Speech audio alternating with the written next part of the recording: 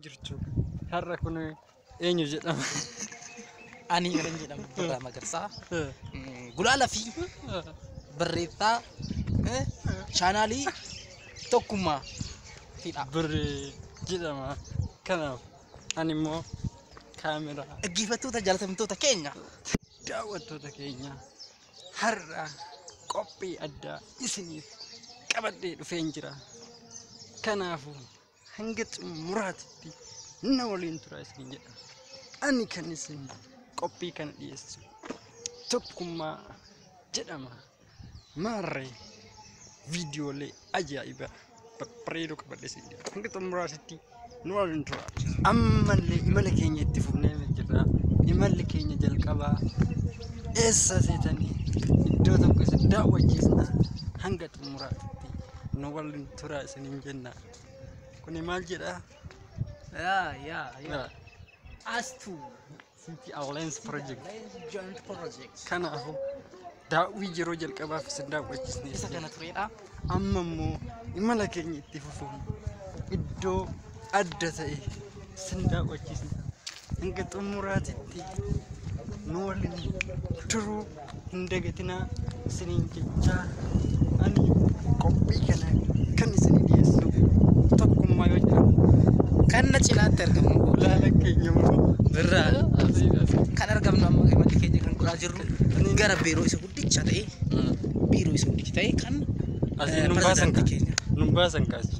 yaa Bakka asini guys asini sabanyoonni waan nun baasneef jalqaba garan isin daawwachiifna. amma deemee tokko karan itti imalaa jiru Kuni kun gulaalaan tokkummaa TV kanaadha. Ani immoo qopheessadha. like subscribe Gochuun hin dagatinaa isin jechaa hanga xumuraatti nu waliin turaa isiniin jenna. Kan argitanii research park jedhama. akkasumas imalloon itti aanu immoo kan itti argamu material science. Har'i guyyaan har'aa guyyaa sanbataa waan ta'eef guyyaa boqonnaa waan ta'eef boqottanii nus yaa bakka bashannannu isinis akka bashannantan abdii qabna.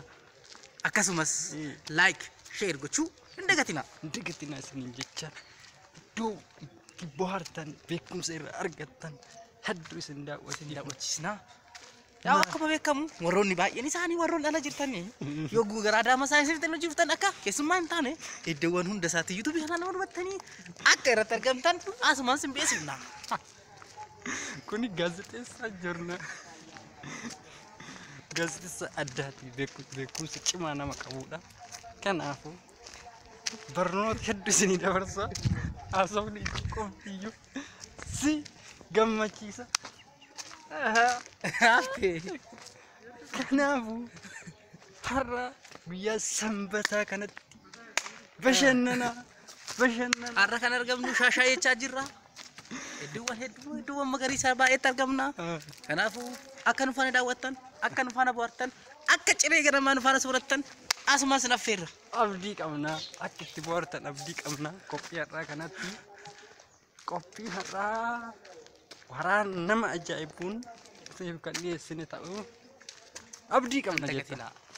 Kutaan isaa lammaffaan immoo torban haaluma kanaan itti fufaa nuuf eeggadha.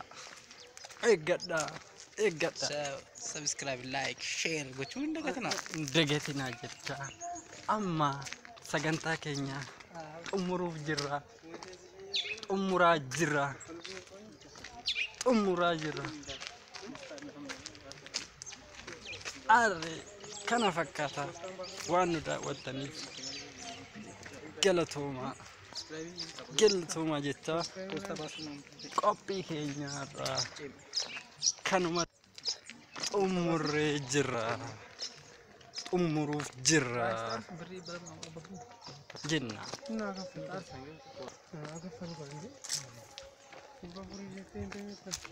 Nagaan turaa.